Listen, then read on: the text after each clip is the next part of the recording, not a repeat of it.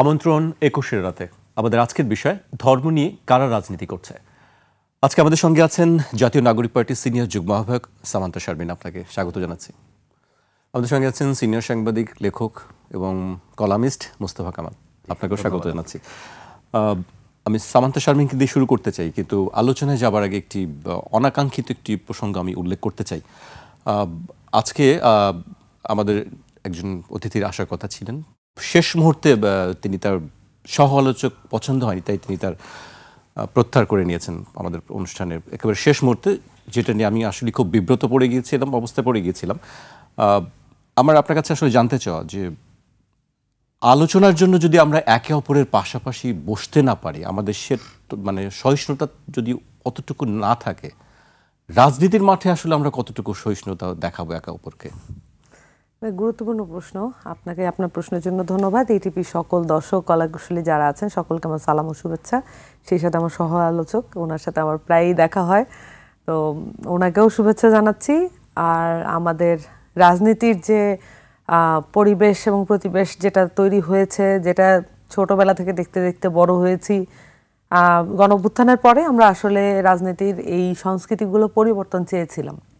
আমরা চেয়েছিলাম একটা সহিষ্ণুতার রাজনীতি শুরু করতে, এবং এখনও কখনো কখনো দেখি যে যেসব টক শোতে বা যেসব আয়োজনে একটু বাকবিডংটা তর্কতর্কি বা কিছু একটা হয়, সেই টকশোগুলাই কেন যেন বা ওই ফুটেজগুলোই বারবার ঘুরে ঘুরে আসে এবং সেগুলো দেখার ব্যাপারে একটা আগ্রহ থাকে। আমরা ওগুলোই বেশি পছন্দ করে। এই আমার কাছে মনে হয় যে কি হলো এটা দেখার একটা আগ্রহ, নট নেসেসারিলি খুব পছন্দ করা বা একটা উত্তেজনার মুহূর্ত আমরা পছন্দ করি, এরকম একটা বিষয় থাকতে পারে।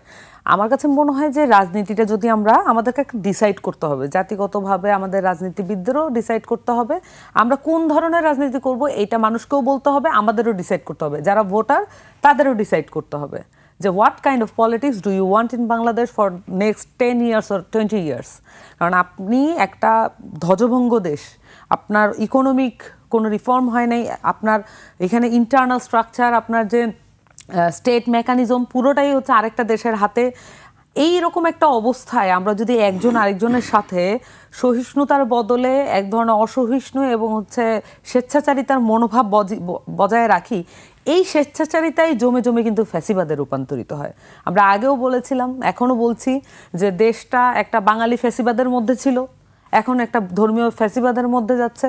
আপনি এটাও জানেন যে আজকে রাজশাহী বিশ্ববিদ্যালয়ের একজন সহকারী অধ্যাপক উনি মন্তব্য করেছেন যে বেগম রোকেয়া সাখাওয়াত হোসেন, ওনার রোকেয়া দিবস উপলক্ষে ওনার মন্তব্য হচ্ছে মুরতাদ এবং কাফের। সো আমাদেরকে এটা বুঝতে হবে যে আমরা কোন ধরনের রাজনীতি করার জন্য আর কোন ধরনের মন্তব্য করলে আমরা ওই রাজনীতিবিদকে এলাকায় যতই ভালো হোক না কেন তার মুখোশ আসলে উন্মোচিত হয় এবং তাকে আর আসলে ভোটের মাঠে আর পরিগণ্য করা যায় না। সো আমার কাছে মনে হয় যে সহিষ্ণুতা এবং একে অপরকে ট্যাকেল করা, আপনি আপনার সম্মানবোধটা খুব বেশি জরুরি। হ্যাঁ, বাক্যবাদ দিয়ে আপনি ট্যাকেল করেন, আপনি আপনার যুক্তি, বুদ্ধিমত্তা এগুলো দিয়ে ট্যাকেল করেন, ইনফরমেশন দিয়ে ট্যাকেল করেন, বাট আপনি যদি পার্সোনালি অ্যাটাক করেন এবং এইটাকেই একটা পলিটিক্স মনে করেন, এটা কোনো ধরনের রাজনীতির মধ্যে পড়ে না। পারস্পরিক সম্মানবোধ নষ্ট হলে এটা ভোটারদের সাথেও আমার সম্মানবোধ টিকিয়ে রাখার কোনো দায়ও থাকে না। জি, আপনার কাছে আমি আবারও আসবো। আমি মোস্তফা কামাল কাছে আসতে চাই। এই বিষয়টি, সহিষ্ণুতার বিষয়টি, আসলে আমি কার সঙ্গে বসবো, এর সঙ্গে বসবো না, ওর সঙ্গে বসবো না, তার সঙ্গে কথা বলবো না, তার সঙ্গে আমার যায় না, এই বিষয়গুলোকে আসলে আপনি কি দেখেন, বিশেষ করে যখন একজন রাজনীতিবিদ এই কথাগুলো বলেন? জি, ধন্যবাদ আপনাকে। এই ধরনের বিষয় একটা সময় পর্যন্ত বিগত আমলেও আমরা একটু ইগনোর করার চেষ্টা করতাম অথবা চেপে যেতাম যে ঠিক আছে ঘটেছে, অথবা তিনি করেছেন তো করেছেন, অথবা তিনি বোধহয় করতেই পারেন, আমরা চেপে যেতাম। কিন্তু আপনি অত্যন্ত সাহসিকতার সাথে এই টাটকা এবং এই তাজা বিষয়টা সামনে নিয়ে এসেছেন, এই জন্য আপনাকে পেশাগত অবস্থান থেকে ধন্যবাদ দিতেই হয়। যে এগুলো আসলে অ্যাভয়েড করা বা ইগনোর করার সময় আমরা ফেস করি, এগুলো নিয়মিত ফেস করতে হয়। হয়তো আজকে ফেস করি বলে আমাদের পড়ে গেছি বোধহয় আমাকে কথা বলতে হয়েছে, ফেস করি বলে আমাদের করতেই হবে সেটা প্রত্যাশিত নয়। আর এখানে যে অসহিষ্ণুতার বিষয়টা, ব্যাপক আশাবাদ ছিল 5 আগস্টের পর, অর্থাৎ 24-এর 5 আগস্টের পর, যে অসহিষ্ণুতার যে কালচার, তাচ্ছিল্য করার যে কালচার, অবজ্ঞা করা, ভেংচি কাটা, যেগুলোর একটা অন্তত অবসান ঘটবে। এই কারণে ঘটবে যে এগুলো করলে পরিণতিটা কি হয় ওটা তো চোখের সামনে। আমার সাথে আমার যে সহ আলোচক আছেন সামান্তা, তাদেরকে এমন কোন ভাষা আছে যেটাতে আক্রমণ করা না হয়েছে? রাজাকারের নাতিপুতিত লেখার মতো শব্দ, আরো আজে বাজে মন্তব্য করা হয়েছে, তাদেরকে প্রচুর সমালোচনা শুনতে হয়েছে, তারপরেও তারা সেগুলোর পিছু হটেনি। তো সেটা তো একটা সহিষ্ণুতার জয় হয়েছে, তারা অসহিষ্ণু হয়নি। যারা অসহিষ্ণু হয়েছেন তাদের কি রকম পরিণতি হয়েছে বাদ বাকি সবার জন্য কিন্তু সেটা একটা শিক্ষা। কিন্তু গত কিছুদিন থেকে আমরা আরো দেখলাম যে মাঝে দিয়ে তারা মাঝে মধ্যে ঐকমত্য কমিশনের সামনে যান, দাঁড়িয়ে যান, সবাই একটা টুথপেস্ট মার্কা হাসি দিয়ে একটা ছবি তোলেন, ফটো সেশন করেন, আমরা যেটাকে বিমানবালার হাসি বলি। তো যদিও বিমানবালা এখানে খুব মানায় না, কারণ ওখানে পুরুষের সংখ্যাই বেশি। তো তারা তো কি ফেক করলেন, আমাদের সাথে তামাশা করলেন, যে ছবিগুলো আমাদেরকে দেখালেন যে তারা অত্যন্ত ভালো হয়ে গেছেন যেটাকে বলা চলে। তার মানে ওখানে একটু গোলমাল ছিল, ডোরে একটা, ইনডোরে একটা, আউটডোরে আরেকটা, সেটা স্পষ্ট। কিন্তু এর মধ্যে গত 4-5 দিন তো একদম স্পষ্ট হজমের যে শক্তি বলে, যেটাকে আমরা বলি হজমি শক্তি, গত কয়েকদিন মনে হচ্ছে যে রাজনীতিবিদদের যে এরকম হজমি শক্তি ব্যাপক মাত্রায় কমে গেছে। তারা হজম করতে পারছেন না সম্ভবত ওই বিজয়টাকে এখনো, বা ধারণ কে কতটুকু করছেন, কার মতো করছেন আরেক প্রশ্ন। সেটার আপনি দেখেন ছায়া পড়েছে আমাদের আলেম সমাজেও। এখন এই যে শীতকাল, ওয়াজ নসিহত শুরু হয়েছে, এটা মৌসুম, একজন আলেম কী সব এগুলো বলেন, প্রত্যেক দিনে আমাদের সামনে কিন্তু একটা দুটা আসছে। শিক্ষা প্রতিষ্ঠানে ভর করেছে, শিক্ষকরাও কী সব যেন এমন একটা বলেন যে কিছুক্ষণ তাকিয়ে থাকতে হয়, অথবা আমাদের চেক করতে হয় যে কি আসলে কি বলেছেন। অর্থাৎ একটা ভাইরাসের মতো রাজনীতিবিদরা আমাদের কাছে বরাবরই, যত সমালোচনাই করা হোক, তারা কিন্তু ইমামের পজিশনে, সামনে তারাই থাকেন, সুখে দুঃখে তারা কিন্তু থাকেন, যে কারণে তাদেরকে ফলো করার একটা চর্চা আমাদের মধ্যে আছে। কিন্তু গত কিছুদিন থেকে দেখা যাচ্ছে বড় দল বলেন, ছোট দল বলেন, মাঝারি দল বলেন, কারোর প্রতি কারো যে সম্মানের একটা বিষয় আছে, ওটার মধ্যে ব্যাপক ঘাটতি। বরং আক্রমণাত্মক একটা অ্যাটিটিউড, বোধহয় এটার মধ্যে স্মার্টনেস তারা খুঁজে পান কিনা। যদি মনে করেন যে এটার মধ্যে স্মার্টনেস আছে, তাহলে তো আপনাদের চেয়ে বেশি স্মার্ট ওবায়দুল কাদের ছিলেন, হাসান মাহমুদ ছিলেন, হানিফ ছিলেন, এরকম স্মার্ট অনেক লোক তো দেখেছে বাঙালি, বা আমরা দেখেছি ভালো করে। তো এটার পরিণতি যে ভালো হয় না, ওখান থেকে আপনারা শিক্ষা নিয়েছেন কিনা, ওই মেসেজটা কিন্তু আমাদের মধ্যে নেই। দ্বিতীয়ত, ধর্মীয়ভাবেও তো এখন যারা মাঠে আছেন, ধর্মভিত্তিক দল আছে কয়েকটি, ধর্মীয়ভাবেও কিন্তু সহিষ্ণুতার কথা কোরআনে বলেন, হাদিসে বলেন, বারবার তাগিদ দেয়া হয়েছে, কিন্তু সেটাও কিন্তু খুব একটা রক্ষা হচ্ছে না। আরও স্পষ্ট করে যদি বলি, জামাত ইসলামীর যে আমির এখন আছেন, আমি পেশাগতভাবে আগের 2-3 জন আমিরের সাথে কাজ করেছি। বর্তমান আমির আগেরদের চেয়ে বেশি পরিশ্রম করছেন, মাঠে ঘাটে দৌড়াচ্ছেন। আগের জনরা কিন্তু এভাবে দৌড়াতেন না। তিনিও নসিহত করছেন, তার দলকে সহিষ্ণুতার মধ্যে থাকতে বলছেন। কিন্তু খেয়াল করা যাচ্ছে বিভিন্ন জায়গায় জামাত ইসলামের মধ্যে ওই সহিষ্ণুতাটা নেই। বিএনপির মধ্যে তাদের ভারপ্রাপ্ত চেয়ারম্যান প্রায় প্রত্যেকটা দিন নসিহত করছেন যে কেউ যেন সীমা না ছাড়ায়, এমনকি ওনাকেও যেন কেউ বেশি বন্দনা না করে, সেই পরামর্শ পর্যন্ত দেয়া হচ্ছে। কিন্তু আমরা দেখলাম যেটাই পরামর্শ দেয়া হয় ঠিক উল্টোটা করা, ঠিক চর্চা হচ্ছে ঠিক উল্টোটা। এতে করে অন্য অন্য ছোট দল যারা আছে, বা ছোট্ট করে যদি বলি বিএনপির সমমনা যাদেরকে বলা হয়, যারা রাজপথে কাছাকাছি ছিল, হয়তো ছোট দল, তাদের মধ্যে আপনি খেয়াল করে দেখুন কী সব কথাবার্তা বলেন, কী সব শব্দ প্রয়োগ করেন, বাক্যের কি নমুনা, তাচ্ছিল্য করা। মনে হয় যেন নতুন এক বন্দোবস্ত, যেটা আমরা বলতে চাচ্ছিলাম, বারবার বন্দোবস্ত শব্দটা বলি, তারা বোধহয় ওই অসহিষ্ণুতার মধ্য দিয়ে নতুন একটা বন্দোবস্তের দিকে যাচ্ছেন কিনা, সেটা অন্তত আলামত কিন্তু ওই প্রশ্নটা রাখে সামনে। আপনি আরেকটি কথা বলছেন যে কেউ হয়তো শিক্ষা নেয় না, না বলতে হয়, মানে শিক্ষা না নেওয়াটাই হয়তো ইতিহাসের শিক্ষা। মানে আমি সামান্তার কাছে আসতে চাই। আমাদের বিষয় ছিল ধর্ম নিয়ে আসলে কারা রাজনীতি করছে। আমরা দেখছি বিএনপি বলছে জামায়াত করছে, জামায়াত বলছে বিএনপি করছে। মানে আসলে কি হঠাৎ করে ধর্মটা একটা বড় ইস্যু হয়ে দাঁড়ালো কেন, বা ধর্মের ভিত্তিতে বিভাজন করা হচ্ছে জাতিকে, এই বিষয়গুলো আসলে আমরা বুঝতে পারছি না। মানে আমি সেদিন এটা নিয়ে ভাবছিলাম, আর আমি একটু পড়াশোনা করার চেষ্টা করলাম, কিন্তু আমি ওটা করতে করতে আমার মাথায় আসলো যে আমি কখনোই একজন আলেমকে, যিনি মানে ধরেন একদম অনেক বছর পরিয়ে অভিজ্ঞ, এবং যে আমাদের ইসলামিক হিস্ট্রি তো নলেজ ট্র্যাডিশনটা খুবই ইম্পর্টেন্ট, এবং এটার সিলসিলাটা এটা মেনটেন করতে হয়। আপনি মাঝখান থেকে পড়ে একটা কিছু কমেন্ট করার এটা কোনো সুযোগ নাই, এবং এটার একদম ইনট্যাক্ট একটা পলিসি আছে। এবং এইটা আপনি যেই জিনিসটার যেই রকম সেই রকমটা যদি আপনি মেনটেন না করেন বেসিক্যালি আপনি ওটা করছেন না। সো আমি কোনো একাডেমিশিয়ানকে আজ পর্যন্ত আমি প্রশ্নের সম্মুখীন হতে দেখিনি বা ওনারাও এটা নিয়ে কথা বলেন না। আমার ধারণা রাজনীতিতে ধর্মের ব্যবহার কতটুকু বা কোনটাকে ব্যবহার বলা যাবে কোনটাকে বলা যাবে না, কোন বিষয়ে কোনটা কমেন্ট করা যাবে, এই মাসাইলগুলো কিন্তু আমরা বেসিক্যালি আমরা ফকি এবং হচ্ছে যারা ইসলামিক স্কলার তাদের কাছ থেকে আমরা প্রত্যাশা করি। কিন্তু খুব সারপ্রাইজিংলি আমাদের দেশে আসলে ইসলামিক স্কলার বলতে যারা ওয়াজ করে তাদেরকে বোঝায়, তারা ইসলামিক স্কলার না। এটা একটা ধরন হতে পারে বাংলাদেশে, কিন্তু ইসলামিক স্কলার বলতে যেটা বোঝায় এটা কন্টেম্পোরারি স্টাডিজের মধ্য দিয়ে আসলে তৈরি হয়। সো আমি যখন পড়ছিলাম আমি চিন্তা করছিলাম এইটা আসলে মন্তব্য করার মতো বা এটাকে ব্যাখ্যা করার মতো যথেষ্ট আনবায়াস সিচুয়েশন কিন্তু অ্যাজ এ পলিটিশিয়ান আমার হাতে নেই। কারণ অ্যাজ এ পলিটিশিয়ান আমাকে পপুলিস্ট কথা বলতে হয়, আমাকে মানুষের মনে জায়গা করে নিতে হয় এবং হচ্ছে আমাকে এমন মন্তব্যই করতে হয় যেইটা সব দিক মানায় চলবে এবং সেটা ট্রুথের কাছাকাছি নাও হতে পারে।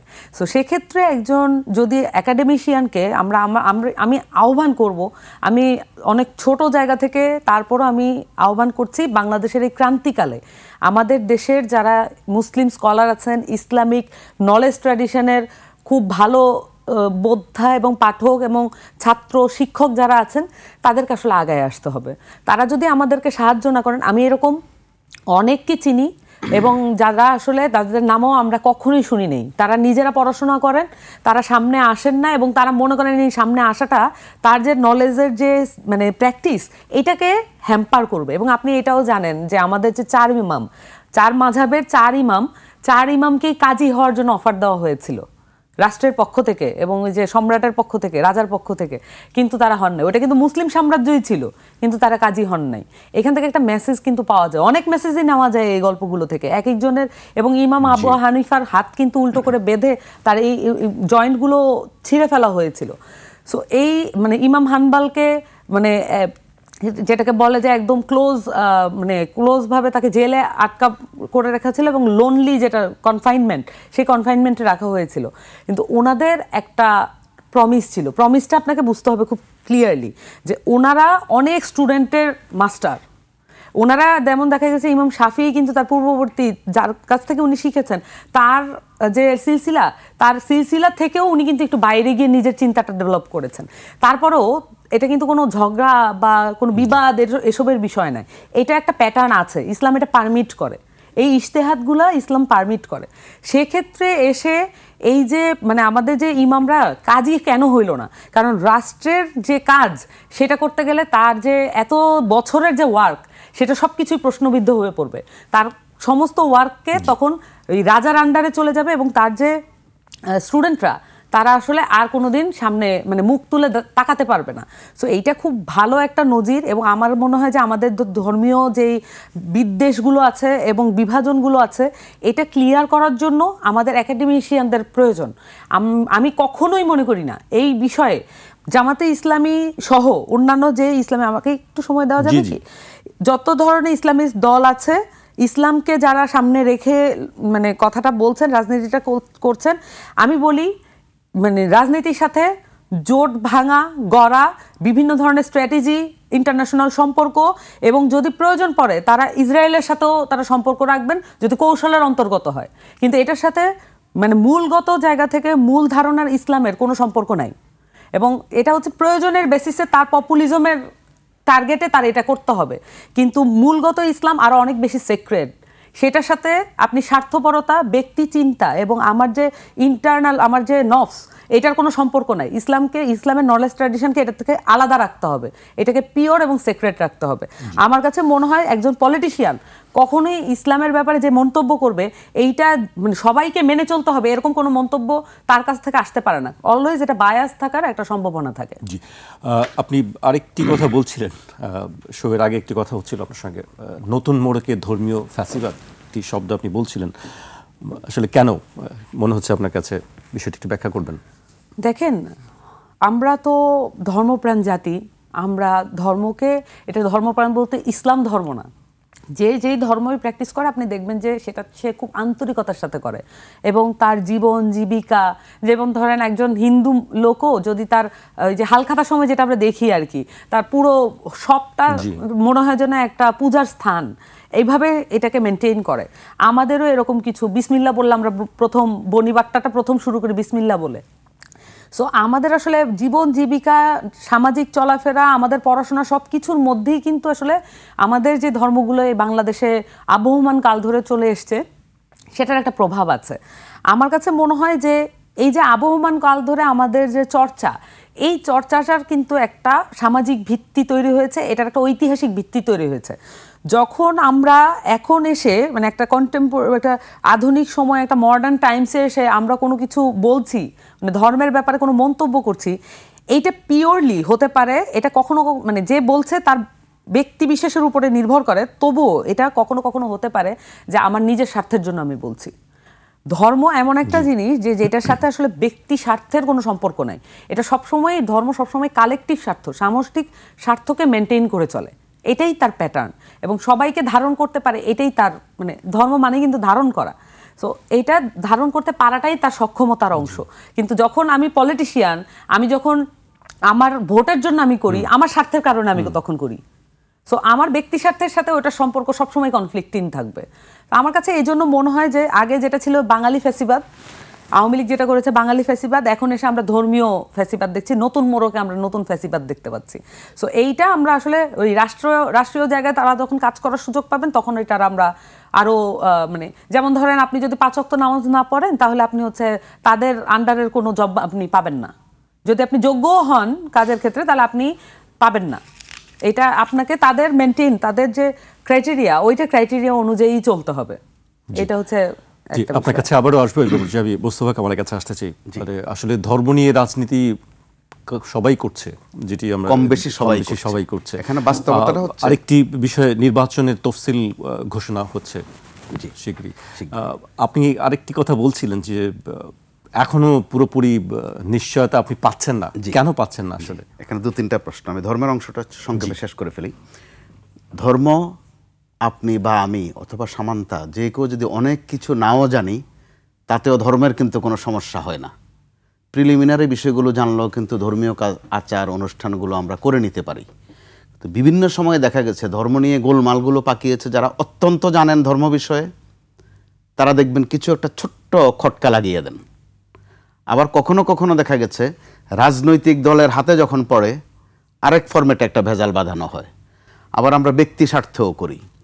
আবার আপনি দেখেন এই যে শীতের মৌসুম, যেমন ওয়াজের মৌসুম বললাম, এটা কিন্তু বাউলদেরও মৌসুম। তারাও দেখবেন বুঝুক আর না বুঝুক, অথবা একটু বেশি করে বুঝুক, ধর্ম নিয়ে একটু টান দেয়, যে কুলা ও জুবরে নাচ অর্থ নাচতে বলছে, অর্থাৎ এখানে যে কোনো কিছু খাওয়ানো যায়। এটাও কিন্তু অসহিষ্ণুতার একটা সাইড ইফেক্ট। আর এবার দেখেন রাজনৈতিক বিষয়গুলো, যদি আপনি প্রশ্ন করেছেন যে ধর্ম নিয়ে রাজনীতি কারা করছে, আমি সমান্তরালের প্রশ্ন রাখতে চাই যে কারা না করছে, না করার পক্ষ বরং ছোট, তাহলে করছে কারা? আমি যদি নাম ধরেই বলি, এক সময়ের বড় দল, ক্ষমতাসীন দল, প্রাচীন দল আওয়ামী লীগ, তারা কিন্তু ধর্মচর্চা করতে করতে এক পর্যায়ে এসে বলেই ফেলেছে, স্লোগানও তৈরি করেছিল যে লা ইলাহা ইল্লাল্লাহ, নৌকার মালিক তুই আল্লাহ। আবার ব্যাখ্যায় গিয়ে ওই দলের সভানেত্রী বলতেন যে নৌকাটা কিন্তু ওনার না, আওয়ামী লীগেরও না, এটা নূহ নবীর নৌকা। আপনি দেখেন ধর্মকে কোথায় নিয়ে যাওয়া। আবার বিএনপির দিক থেকেও কিন্তু গর্ব করার বিষয় আছে যে তারা এই বিসমিল্লাটা যোগ করেছেন আমাদের সংবিধানে এবং আমাদের সংসদেও স্পিকারের পেছনে লেখা আছে। সমস্যা কি? ধার্মিক হওয়া ভালো, খারাপ না। এখন এগুলো কেন করলেন? আপনাদের নিয়তটা কি ছিল? মাঝ দিয়ে জাতীয় পার্টি কিন্তু দাবি করে যে এই দুইটাই, অর্থাৎ আওয়ামী লীগ আর বিএনপির চেয়ে তারা আরও বেশি করছেন। মসজিদে কারেন্ট বিল পর্যন্ত তারা মওকুফ করে দিয়েছিলেন জেনারেল এরশাদ। যদি কয়েকদিন ক্ষমতায় থাকতেন তাহলে ইসলামের রাষ্ট্রই করে ফেলতেন। নির্বাচন আসলে ধর্মকে এইভাবে যার যার কাছে নিয়ে যাওয়া, মানুষের কাছে যাওয়া, মক্তবে যাওয়া, মাজারে যাওয়া, পীরের দরবারে যাওয়া, ধর্মীয়ভাবে নিজেদেরকে যেই উপস্থাপন করার এই তরিকাটা বন্ধ তো হচ্ছেই না, দোয়া নিতে যাওয়া। এবার আমরা দোয়া নিতে যাওয়া। আপনি দেখেন হাটহাজারিতে কারা কারা চলে যাচ্ছেন। আগের ফুটেজগুলো আপনি দেখেন বসে, এখনকারগুলোও দেখেন গিয়ে ওখানে মাটিতে বসে যাওয়া, ওখানে যিনি বড় হুজুর আছেন তার কাছ থেকে একটু দোয়া নেয়া, একটা ফটো সেশনের মতোই। অর্থাৎ এই গোলমালগুলো কিন্তু রাজনৈতিক কারণেই বেশি বাড়ছে। তো গত কয়েকদিন নির্বাচন সামনে রেখে আপনি দেখেন টুপির ব্যবহার কিন্তু বেড়েছে।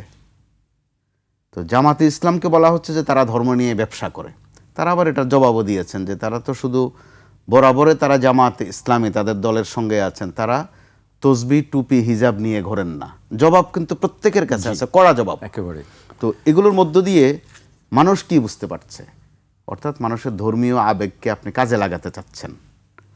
বলা হচ্ছে যেমন ওই রসিকতা করে বলা হয়, এক সত্যবাদী মানুষ একটু আলেম গোছের, তারে গিয়ে এক রাজনীতিক বলছেন যে ভোটটা আমারে দিয়েন। তো উনি বলছেন, না বাবা, আমি তো আরেকজনের কথা দিয়ে ফেলছি, মুসলমান হিসাবে আমি কথা খেলাপ করতে পারি না। ভোটের মাঠে কথা দিচ্ছেন তো দিচ্ছেন, না দিলে কিছু হবে না, আমারও কথা দেন। তাহলে আপনারও কথা দিলাম। অর্থাৎ মানুষও একটু একটু করে কিন্তু সচেতন যে হচ্ছে না তা না, কিন্তু রাজনীতিবিদদের সাথে কুলাতে পারছে না। এটা হচ্ছে কঠিন এক বাস্তবতা। আওয়ামী লীগের যেমন ওলামা লীগ ছিল, বিএনপির ছিল কি যেন ওলামা দল, আর জামাত ইসলাম তো পুরোটাই ওলামা। আবার তাদের যে এখন 8 দল হয়েছে তারা সবাই ওলামা অর্থাৎ আলেম। তো কিছুদিন আগে বা বছরখানেক আগে হতো জামাতে ইসলামকে তারা কিন্তু মুসলমানে মনে করতো না, অথবা বলতো যে এরা কাফের, অথবা এরা মূল ইসলামের নয়। তো ইসলামে মূল খোঁজা, যোগ খোঁজা, এগুলোর মধ্যে কিন্তু একটা রাজনীতি। তো নির্বাচন যেহেতু এসেছে তারা হয়তো এটা চর্চা বেশি করবেন। ওই ক্ষেত্রে আজকে সামান্তার বক্তব্য যথেষ্ট আমি খুব উপভোগ করেছি যে তাদের পড়াশোনা আছে এই বিষয় নিয়ে। আর স্কলারের কথা যেটা বলছিলেন সামান্ত, এটা সত্য। আমাদের এখানে কিন্তু স্কলারের আসলে অভাব নেই। ধর্মীয় স্কলারও আছেন, ইন জেনারেল মেধাবীও আছেন প্রচুর, কিন্তু ওই যে লাজ শরম বলতে একটা কথা আছে, মান সম্মানের প্রশ্ন, তারা কিন্তু সামনে আসতে চান না। কারণ সামনে এসে কোনটা বলে কোন বিপদে পড়বেন, যে কোনো দলের যদি তারা ফোকাস পয়েন্টে পড়েন বা লক্ষ্যবস্তুতে পড়েন, এক একজনের কিন্তু জীবন যেটাকে বলে ঝালাফালা করে ফেলবে তারা। ওই সামর্থ্য রাজনৈতিক দলগুলোর আছে। তো ওই ক্ষেত্রে এনসিপিও তো এটার মোটামুটি শিকার আরেকভাবে। তো এই জায়গায় এনসিপির কিন্তু করণীয় ছিল অনেক কিছু, তারা ওই ট্রেনটা এরই মধ্যে বলতে হবে যে মিস করে ফেলেছে। এই গেল একদিক। আর নির্বাচনের কথা আপনি যেটা বলছেন, কোনো জিনিসের প্রতি যদি আকর্ষণ বেশি থাকে এটা বারবার দেখে, একবার দেখার পরও সামনে গিয়ে একবার দেখে, পেছনে গিয়ে একবার দেখে। এই নির্বাচনের প্রতি আকাঙ্ক্ষা অনেক, কারণ বাস্তবতাটা এমন দাঁড়িয়েছে, ধরুন তফসিল ঘোষণা হয়ে গেল, তখনও প্রশ্ন থাকবে যে তফসিল হয়েছে তো কি হয়েছে, নির্বাচন কি হবে কিনা। নির্বাচন হওয়ার পরও প্রশ্ন থাকবে যে ভোট কি ঠিকঠাকভাবে গোনা হবে কিনা। কারণ মানুষ এত ত্যক্ত বিরক্তিকর জিনিস দেখেছে গত 16-17 বছর। প্রশ্ন মানুষ কিন্তু আপনি দেখেন চা দোকানও হয় যে নির্বাচন কি রাতে হবে না দিনে হবে, বিনা ভোটে হয়ে যায় কিনা, আবার বা আমিডামি আবার সুষ্ঠু হবে কিনা, আবার গেলোবারের মতো আমিডামি আবার হয় কিনা। মাঝে মধ্যে ওই লক্ষণ দেখা যায় কিন্তু, যে জামাতের সাথে কারা কারা যাচ্ছে, বিএনপির সাথে কারা কারা যাচ্ছে, এনসিপি কার দিকে থাকছে। এনসিপি নিয়ে বড় একটা প্রশ্ন আছে বাজারে, রাজনীতির বাজারে থাকাটাই তো স্বাভাবিক, তাদের বিষয়ে তো আগ্রহ আছে মানুষের। অর্থাৎ ওই যে কেনা বেচা, আমি আর দামি প্রকারান্তরে, যেটা আমরা কিন্তু নমুনা উঠিয়ে দেখছি। এতে করে আমরা কি শুধু এরকম একটা নির্বাচনের জন্য অপেক্ষা করছিলাম? তো এরকম নির্বাচন হয়ে থাকলে তো শেখ হাসিনা মাশাআল্লাহ গুলা তিনেক নির্বাচন দিয়েছেন, কি চমৎকার চমৎকার, একটার চেয়ে আরেকটা আরও চমৎকার। তো মানুষ তো একটা নির্বাচন চায়, বলতে মানুষ সুষ্ঠুভাবে একটা ভোট দিতে চায়।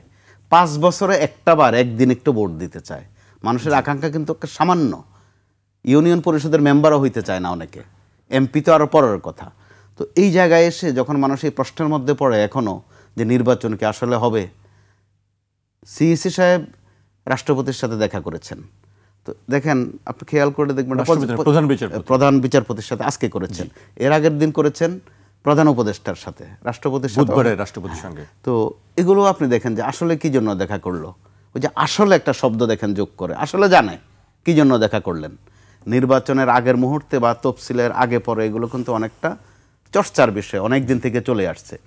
তারপরও মানুষ প্রশ্নবিদ্ধ হয় যে কি আসলে কি নির্বাচনটা হবে নাকি, এমনি এমনি গেল নাকি, আসলে কি প্রশ্ন আরো আছে যে সবার জন্য সমান সুযোগ এখনো নিশ্চিত করা গেছে কিনা। আমি এই প্রশ্নে আসবো, তার আগে আমি একটা বিরতিতে যেতে হচ্ছে। দর্শক, একটি বিরতি নিচ্ছি, ফিরছি এখনই।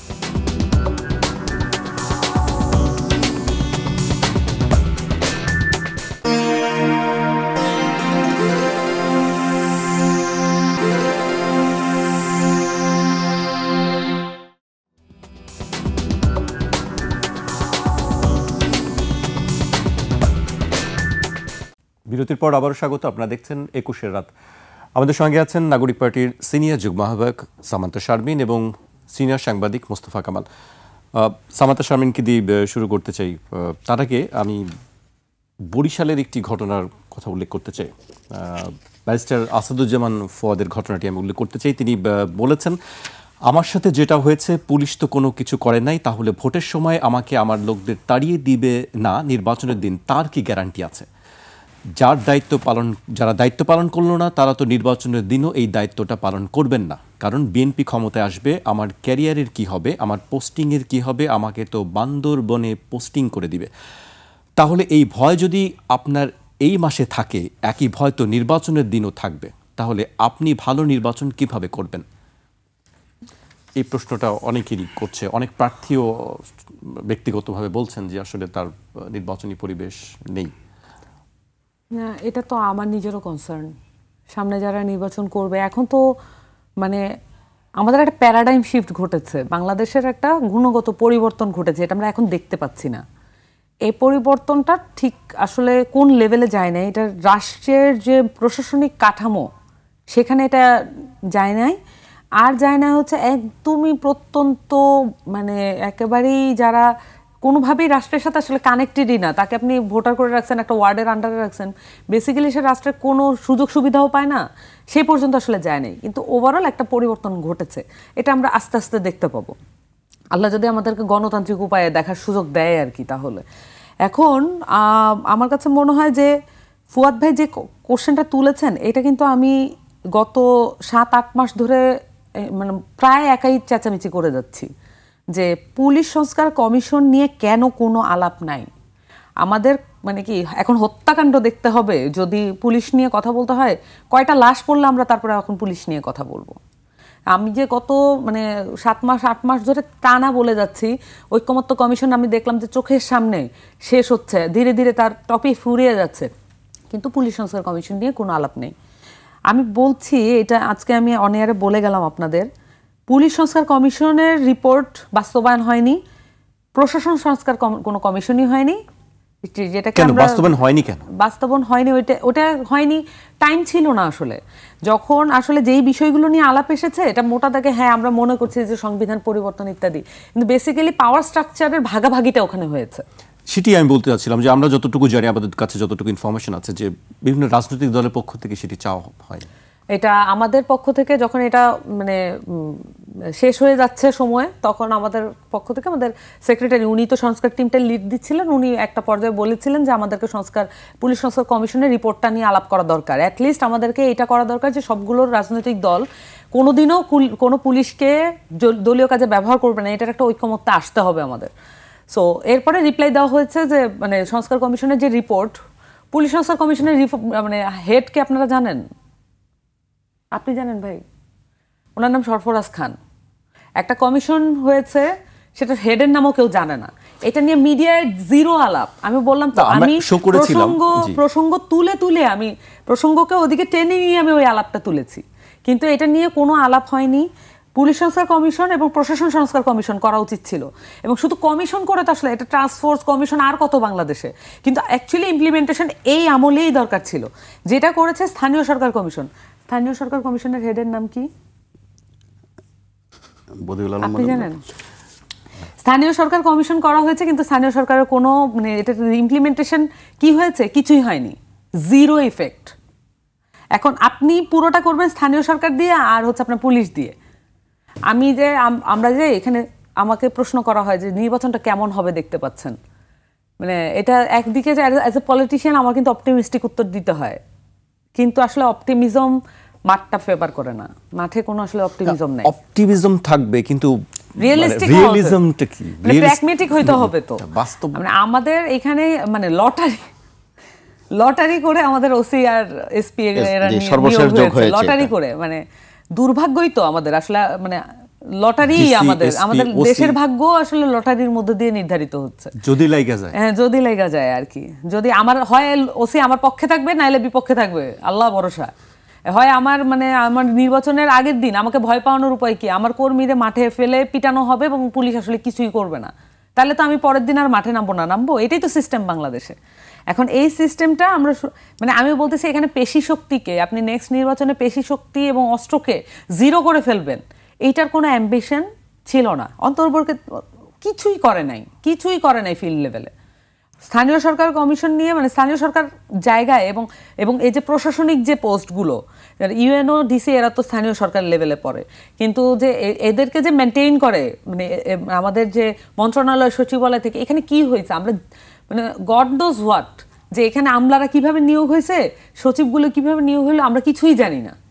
এবং সেটা নিয়ে আমি বারংবার বলেছি, সোশ্যাল মিডিয়াগুলোতে বলেছি এবং মেইন স্ট্রিম মিডিয়াকে বলেছি, আপনারা রিপোর্ট করেন, আপনারা ইনভেস্টিগেট অন্তত 5টা কেসকে ধরে, আপনি র্যান্ডম 5টা কেস নেন, আপনি পাবনা নেন, ওদিক দিয়ে সিরাজগঞ্জ নেন, ওদিক দিয়ে আপনি পঞ্চগড়কে নেন, এদিক দিয়ে আপনি বরিশালকে নেন, র্যান্ডম 5টা জায়গা থেকেও যদি আপনি তুলে আনেন তাহলে তো বোঝা যায় আসলে কেসটা কি। আপনাকে 5টা পোস্ট ধরতে হয়, যে মুখ্য সচিব মানে এই যে স্থানীয় সরকার যে মন্ত্রণালয় এটার মুখ্য সচিব কিভাবে নিয়োগ হলো, আবার হচ্ছে এখানে ডিসি, ওসি, এসপি আর হচ্ছে ইউনো, 5টা পোস্ট আপনাকে বের করতে হবে যে কিভাবে এরা নিয়োগ হলো। তাইলে তো আপনি বুঝতে পারতেন যে এখন তাহলে মাঠ পর্যায়ে এখন কি অবস্থা। বিএনপি মির্জা ফখরুল, আপনারা এটা নোটিস করেন নাই, বিএনপি মির্জা ফখরুল ইসলাম আলমগীর কিছুদিন আগে বলেছিলেন যে সরকার প্রশাসন একপাক্ষিক হয়ে গেছে। এটা কেন বলেছিলেন, এটা কি আপনারা ধারণা করতে পারেন? মানে তারা আসলে তিনি তো আবার বলেছেন যে নির্বাচনের খুব চমৎকার পরিবেশ, এটা কেন হয়েছে বলে এটা পূর্বে বলেছেন চমৎকার পরিবেশ আছে, আবার এটা পরে বলেছেন যে এটা একপাক্ষিক হয়ে গেছে। সমস্যাটা হয়ে গেছে যে জামাতের মতো রাজনীতিটা আসলে এখানে করতে পারবে না। জামাত যেই গুপ্ত রাজনীতিটা করে এবং তাদের মানে তাদের লোকজন আপনি মানে ফাইন্ড আউট করতে পারবেন না কখনো, মানে একটা মানে এটা ওনাদের কমান্ড আসার সাথে সাথে ওনারা উধাও হয়ে যাবেন। সো সেক্ষেত্রে যেটা হয়েছে যে তারা যখন এটার কিছু কিছু কেস, আমি তো আসলে কেসগুলো বলতে পারবো না, স্বাভাবিকভাবে মিডিয়া এটা বলা সম্ভব না, কিন্তু এটা আপনাদের ফাইন্ড আউট করতে হবে যে ওনারা নিয়োগ করেছেন বিএনপির লোক হিসেবে নিয়োগ করেছেন, পরে দিনকে দিন গেছে ওনারা দেখছেন যে সাপোর্ট পাচ্ছেন না, সাপোর্ট করে জামাতকে লোকাল পর্যায়ে, তারপরে তারা ফাইন্ড আউট করেছে উনি আসলে জামাত। মানে এই জিনিসগুলো তো ঘটেছে প্রশাসনের মধ্যে। কেন তার বক্তব্যের পরিবর্তন ঘটেছে এই ভিতরকার এই জিনিসগুলোর কারণে। সো আমার কাছে মনে হয় যে মানে নির্বাচনের যে সুষ্ঠু হওয়া না হয় এগুলো, এটা হচ্ছে আমার মনে করা, আপনার ব্যক্তিগত মতামত, ভাইয়ের স্বপ্নে দেখা, এগুলোর উপরে নির্ভর করে না, নির্ভর করে আপনার একটা ফ্যাক্ট বেস সোসাইটি তো আপনার লাগবে, একটা ফ্যাক্ট বেস সিস্টেম আপনার লাগবে। এই সিস্টেমের মধ্যে আমার কোনো ফ্যাক্টই সাপোর্ট করে না যে আমার মাঠের কর্মীগুলো সেফ থাকবে, আমার প্রার্থী সেফ না, কর্মী তো অনেক দূরের ব্যাপার, আমার কর্মীগুলো তো, আমি প্রার্থী না হয় ঢাকায় চলে আসতে পারবে, কর্মীগুলো তো ওখানে বিষয়টি তুলেছে না। আমি কর্মীদের ব্যাপারে বেশি বলতে চাই, আমার একটা গ্রোয়িং পার্টি, আমার কর্মীরাই হচ্ছে আমার সব, ঠিক আছে? আমার নেতা এখানে নাম সর্বস্ব নেতা দিয়ে এখানে কিছু হচ্ছে না, আমার মাঠের কর্মীরাই সব। তাদের তো এলাকা থেকে আমি তাদেরকে তো ঢাকা নিয়ে আসতে পারবো না, তাদের পরিবার সহ, এবং এই পরিবারগুলো হুমকির মুখে থাকবে। এটা নিশ্চিত করার জন্য কি করছে এই সরকার এবং মানে স্টেপটা কি, দৃশ্যমান পরিবর্তনটা কি? কোনো পরিবর্তন নাই আসলে। জি, আপনার কাছে আবারও আসবো। আমি এ পর্যায়ে মোস্তফা কামাল ভাই যোগ করি সামান্য এখানে। সামান্ত যেটা বলছেন যে আপনার জানা নেই অথবা জানেন না, প্রশাসনের যে ভাগবাটোয়ারাটা সেটা কিন্তু আপনাদের আন্দোলনের মাঠের সহকর্মী বা নেতা, তথ্য উপদেষ্টা যিনি আছেন তিনি পরিষ্কার করেই বলেছেন যে 5 আগস্টের পর এই সময়টাতে বিএনপি কিছু নিয়েছে। কি নিয়েছে? ডিসি, এসসি, এসপি, এমনকি ভিসি। বিএনপি কিছু নিয়েছে, জামাত কিছু নিয়েছে। পরবর্তীতে এক সময় পর্যায়ে কথা এসেছে যে এনসিপি ছোট দল, তারাও টুকটাক নিয়েছে। অতএব জানেন না এই বিষয়টা অস্বীকার করা হবে বললে, নাম্বার 1। নাম্বার 2, এটাই বাস্তবতা। নির্বাচনের মাঠ এক জিনিস, আন্দোলনের মাঠ আরেক জিনিস। আবার সরকার হটানোর যে বিপ্লব অথবা অভ্যুত্থান আপনারা করেছিলেন ওইটা কিন্তু একেবারে আরেক জিনিস। তিনটার মধ্যে তফাৎ আছে। আর নির্বাচনের মাঠে খুব দামি জিনিস হচ্ছে এসপি, ডিসি, ওসি, এই তিনটা খুব দামি জিনিস। এটা বিএনপি দীর্ঘদিন রাজনীতি করে, নির্বাচনের অভিজ্ঞতা আছে তাদের, জামাত আর একটু বেশি করে জানে। তো আপনি যেটা বললেন সুপ্ত আর গুপ্ত, জামাতের সেটা এক ধরনের কৌশল দীর্ঘদিনের, যেটা দৃশ্যমান হতে হতে সময় লেগেছে। তাদের লোকজন ছাত্রলীগে ছিল বা আওয়ামী লীগে ছিল, বা তাদের লোকজন বিএনপিতেও ছিল বা আছে, এমনকি তাদের লোকজন আপনাদের সাথেও আছে বা আপনারা তাদের সাথে ছিলেন কোনো না কোনোভাবে। আপনাদের যে এখন এনসিপি, তার মধ্যে কিন্তু ভাগাভাগি করলে জামাত ঘরানা অথবা শিবিরের সাথে সম্পৃক্ত ছিল, এরকম অনেক আছে। তো এই এক বাস্তবতার মধ্যে এসে প্রশাসনে ভাগাভাগি করতে করতে শেষ পর্যন্ত কিন্তু গ্যামলিংয়ে চলে আসলো, লটারির মধ্যে এক ধরনের জুয়া। তো এই লটারি আবার আছে হা না, নানান শব্দের সাথে আমরা এত বেশি মিশে যাচ্ছি সাম্প্রতিক সময়ে, একদিকে হা অথবা না, আর একদিকে লটারি। তো এগুলো আমাদের কিন্তু ভালো বার্তা দিচ্ছে না। অর্থাৎ আমরা নতুন যে একটা আশা দেখব, বা পুরনো যে বন্দোবস্ত বা পুরনো যে সিস্টেম, বা সোজা করে বললে যে ফেসিবাদ আমরা দেখেছি, আরোপ করা, ভাগ করে দেয়া, ভাগ বুঝে নেয়া, ছিটাফোটা কিছু দেয়া, অর্থাৎ খয়রাতি দানের মতো দেয়া, আমরা এখনো কিন্তু আবার খয়রাতি কাণ্ডকীর্তি কিন্তু দেখতে পাচ্ছি। মাঝে মধ্যে আবার নমুনা খারাপ হলে তারা একসাথে হয়ে যান। জি, আমি চট করে একটা কারেকশন দেওয়ার চেষ্টা করেন। আমি নিরাপত্তা বিষয়টিতে আসতে চাই আবার, যেটি নিয়ে সামান্থাও কথা বলছিলেন। আরেকজন আজকে কথা বলেছেন, গণ অধিকার পরিষদের সাধারণ সম্পাদক, তিনি বলেছেন আওয়ামী লীগের এক ধরনের চক্রান্ত রয়েছে যে যারা নির্বাচন করার জন্য প্রস্তুতি নিচ্ছে এরকম 50 জন প্রার্থীকে টার্গেট কিলিং করা হবে। আমি এমন তথ্য পেয়েছি, আরও তথ্য পেয়েছি যারা প্রার্থী রয়েছেন তাদের গুপ্ত হত্যা করার প্ল্যান আওয়ামী লীগের রয়েছে। এভাবে নির্বাচন বানচালের চক্রান্ত তাদের রয়েছে। তিনি নিশ্চয়ই রাশেদ হয়তোবা জেনেছেন আর দেরি করেননি, তিনি সেটা পাবলিক করেছেন, জানিয়েছেন এক জায়গা থেকে। কোনো আশঙ্কা কি যদি তিনি এরকম আশঙ্কা ব্যক্ত করে থাকেন, ব্যক্ত করেছেন, আমিও দেখেছি, আর তথ্য যদি থাকে সুনির্দিষ্ট, অবশ্যই সেটা তার সরকারকে দেওয়া উচিত, দেরি না করে। আবার ব্যারিস্টার ফুয়াদ আক্রান্ত হওয়ার আগ পর্যন্ত কিন্তু এই ধরনের আশঙ্কার কথা ব্যক্ত করেননি। সেটি কিন্তু তিনি বলেছেন সংবাদ সম্মেলন যেখানে বলেছেন, তিনি 2 মাস আগের ঘটনা উল্লেখ করেছেন যে 2 মাস ধরে তার কর্মীদের উপর নিয়মিত হেনস্থা হামলা চলছে এবং কোন দোকানে কয়টা রামদার অর্ডার দেওয়া হয়েছে এগুলো পর্যন্ত বলতেছে আমাদেরকে। তিনি গতকালকে বলেছেন এবং বলাটাই উচিত। তথ্য থাকলে অবশ্যই সামনে নিয়ে আসা উচিত, কিন্তু গোলমাল হয়ে যাচ্ছে। আমি আক্রান্ত না হওয়া পর্যন্ত বলছি না। আবার যদি দেখা গেল যে আমার ওই যে ভাগে যোগে শব্দটা আমার আবারও বলতে হচ্ছে, ভাগে যোগে যদি মিলে যাচ্ছে, আমি আবার চুপ হয়ে যাচ্ছি, বলছি যে পরিষ্কার পরিবেশ, বড় চমৎকার, কোনো গণ্ডগোল নেই, খুব চমৎকার পরিবেশ। আবার যখন আমার ভাগে মিলছে না, বলছে যে সরকার ওই দিকে হেলে পড়েছে, ওই দিকের থেকে আবার বলা হচ্ছে যে সরকার এই দিকে দুলে পড়েছে। এই যে হেলে পড়ে দুলে পড়ে আপনি জনগণকে তো হেলাদোলা করছেন, এসব করে একটা অনিশ্চয়তার মধ্যে ফেলছেন।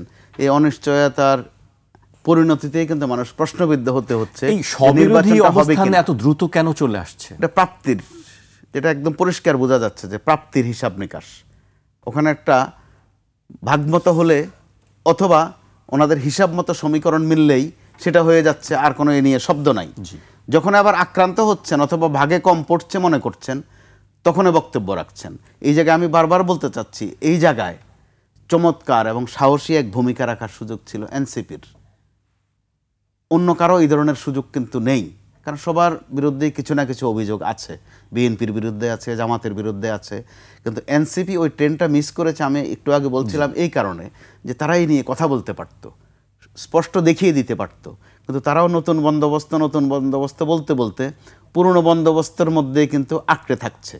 ওই ভাগে যোগে তারাও শরিক হয়ে যাচ্ছে। কখনো কোন দিকে তারা আসলে সিদ্ধান্তহীনতায় ভুগেছেন, যে বিএনপি দিকে না জামাতের দিকে, কোন দিকে যাবে বা নিজেদের একটা সিদ্ধান্তহীনতা ভুগেছে। সেই অবস্থার মধ্যে দিয়ে আস্তে আস্তে 3 দলীয় গণতান্ত্রিক যে জোট হয়েছে, সেটি আসলে আমি সামান্তের কাছে আসতে চাই।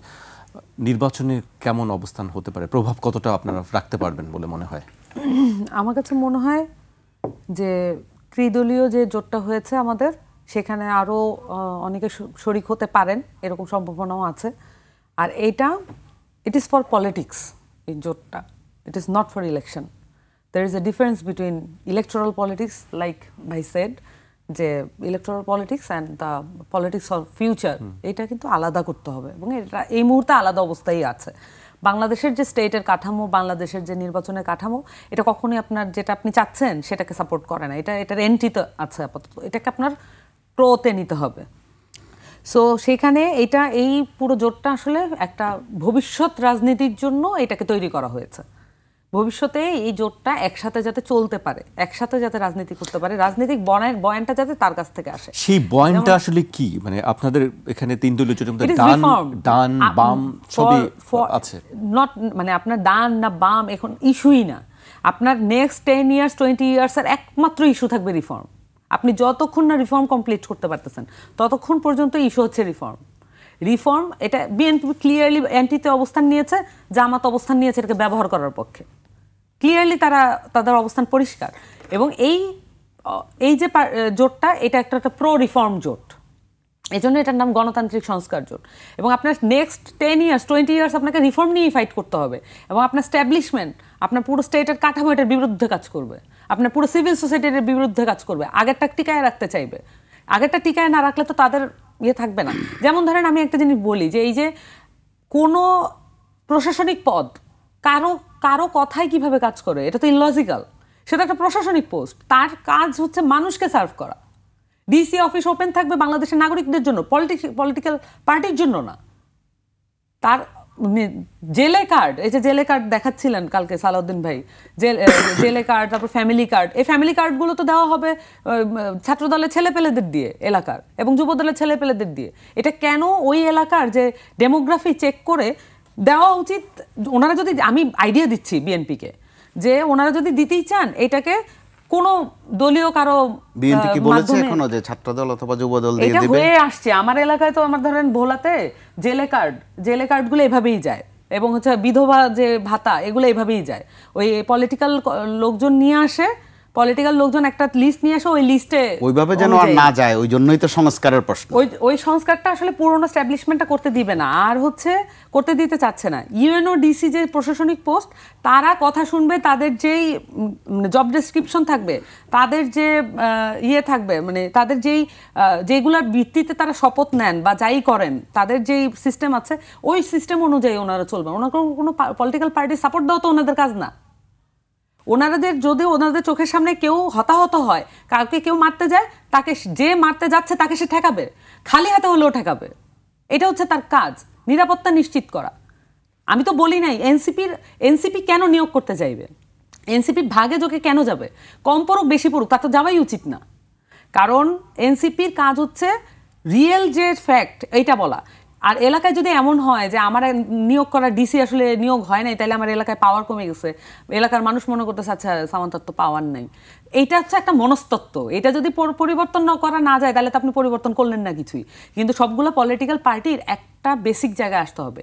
এটা শুধুমাত্র আমার যে সংস্কার জোট এটার কাজ না, সবগুলো পলিটিক্যাল পার্টির একটা বেসিক জায়গায় আসতে হবে। It is high time to reform for everyone, সবাইকেই রিফর্ম হইতে হবে। জি, মোস্তফা কামাল ভাই, এত নিরপেক্ষ লোক কোথায় পাওয়া যাবে বাংলাদেশে? এই ক্ষেত্রে ব্যক্তিবোধে খুব একটা নির্ভর করে না, পদ্ধতি নির্ভর করে। এবং যদি সাম্প্রতিক সময়ের উদাহরণ, পদ্ধতি কি আমরা করতে পেরেছি? মনোজগতে আমরা এখনো ওই রাস্তায় হাঁটছি না, কিন্তু সাম্প্রতিক কয়েকটা উদাহরণ যদি আপনাকে আমি দেই, যদি আপনি পদ্ধতিতে আসেন, আমাদের যিনি রাষ্ট্রপতি আছেন তিনি তো আওয়ামী লীগ নিয়োগকৃত, জি, তাহলে তিনি আওয়ামী লীগ, কিন্তু গত কয়েক মাসে কি ওনাকে অন্তত কাজে কর্মে খুব আওয়ামী লীগ মনে হয়েছে? হয়নি। আচ্ছা, আমাদের যিনি এভাবে নাম উল্লেখ করলে আরও কয়েকজন করা যাবে, তো তারা কিছু না কিছু পদ্ধতিতে তো পড়েছেন। অর্থাৎ 24-এর যে তাড়না, আবার প্রধান উপদেষ্টার যে পরিষদ আছেন, কয়েকজন উপদেষ্টা কিন্তু আছেন, বিভিন্ন দল করতেন তারা বিভিন্ন সময়, দলীয় কমিটিতেও ছিলেন, তো তারাও ওই রকম দলের দিকে খুব টানছেন, এটা কিন্তু দেখা যাচ্ছে না। অর্থাৎ পদ্ধতিতে একটু হোক, কম হোক, বেশি হোক, আসতে হচ্ছে। ওই কারণেই বারবার আমি যেটা বলছিলাম যে একটা পদ্ধতির মধ্যে আসা। কারণ আপনি একদম নিরপেক্ষ লোক কাকে খুঁজে পাবেন? কারণ নিরপেক্ষতার মানদণ্ডটা কি? ভোট দেওয়া তো একটা মানদণ্ড। তো আমাদের যিনি প্রধান উপদেষ্টা আছেন তিনিও তো কাউকে না কাউকে ভোট দেবেন। তার মানে কি তিনি দলীয় হয়ে গেলেন? তা না।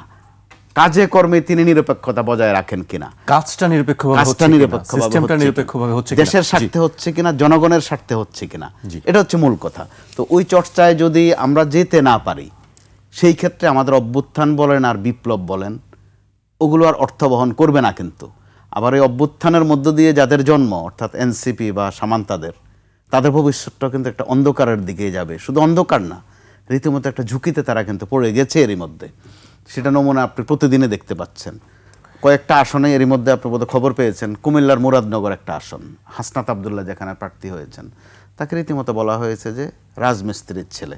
তাহলে আপনি মনোজাগতিক চিন্তাটা দেখেন, জি, মনোজাগতিক বুদ্ধিটা দেখেন, বিবেচনাটা দেখেন, কোন চোখে তাদেরকে দেখা হয়।